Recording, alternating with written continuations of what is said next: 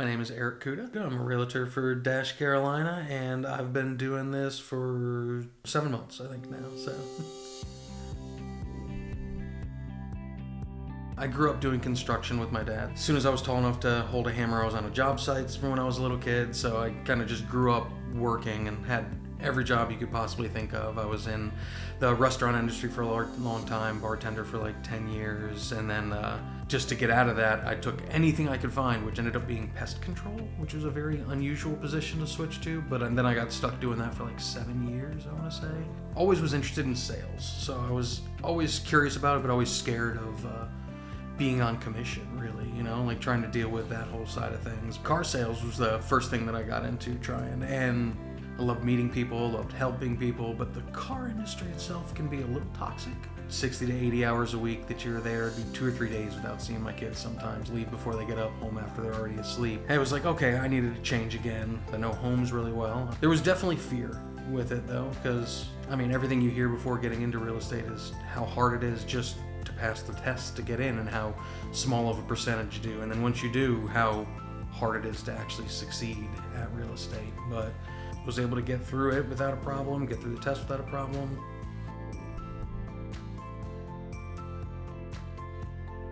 Helping people was the thing that I liked the most about sales. Like when I was in the car business, anytime I was working with somebody that was credit challenged or had issues, and we were able to work with the banks, get things figured out, get them into something so they were actually truly happy and helped in a better position at the end. Like that was my favorite sales that I did, but there weren't many that are like that in car sales. That's the best part, I think, about real estate is you're tied to the client, not to the business that's selling the product. So you can actually work with them to find what's right for them.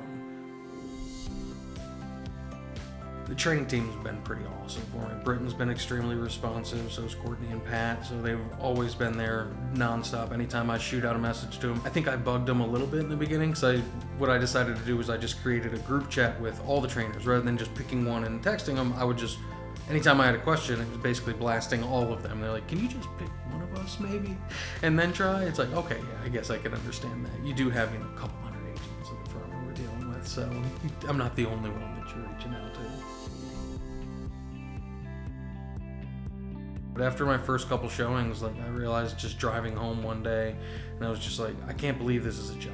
This is real. This is what I get to do. I get to go around and do this. Growing up in construction, I've just got an eye for if I walk into a room, if something's out of whack, it's gonna drive me nuts, because that's my dad. Every time we walk into a place, oh, look at that. Oh, that shouldn't be like that. So it was immediately, as soon as I would walk in, as we're walking houses, I was picking out stuff left and right and shocking people. It's like, wow, I don't even know how you saw that. I was like, I don't know how you didn't see that. It's all I could see when I walk in. So it seemed like, okay, this is what I've been designed for, so I'm gonna make it work. Everything's gonna be crazy at all times. So I learned early on in sales, don't worry about what's happening now, just focus on the finish line and just keep pushing, and things will fall into place if you keep doing the things that you're supposed to do. We've got processes in place, you start following them, you follow the right steps, it's gonna be okay. It's gonna figure itself out. And if it doesn't, there's a way to work around it. So I learned pretty early, don't stress about that side, it'll figure itself out. There's plenty of other things to stress about. There was one client that I had that they ended up wanting to just throw in an offer on a house. Hadn't had a first meeting with them, hadn't really even gotten to have more than a couple conversations. I'd set up a search. They found a place, they went out and did an open house, didn't even tell me until they came back from it. They're like, hey, we want to put in an offer on this house. And I was like, okay, well, let's start doing the thing. So I got everything together. I sent them all the documentation, everything that we need in order to actually make an offer on it. And she about lost her mind on the number of documents. And I'm not signing this, I'm not signing that. I need my attorney to review all this before I sign anything. And I'm like, that's fine, you can.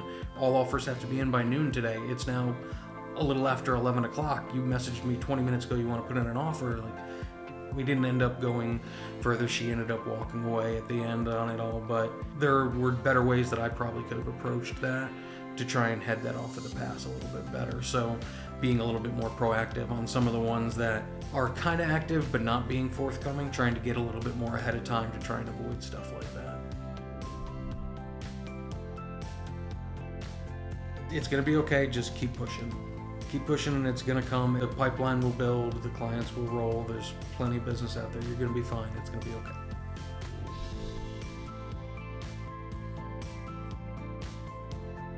as cliche as it is to say, vibes. I interviewed a handful of brokerages around trying to pick where it is that I wanted to go, and most of them, it's like everybody's very nice, everybody's, very friendly, very clean places, everything seems great and shiny. And Dash is still, great and shiny as well too, but it was just comfortable.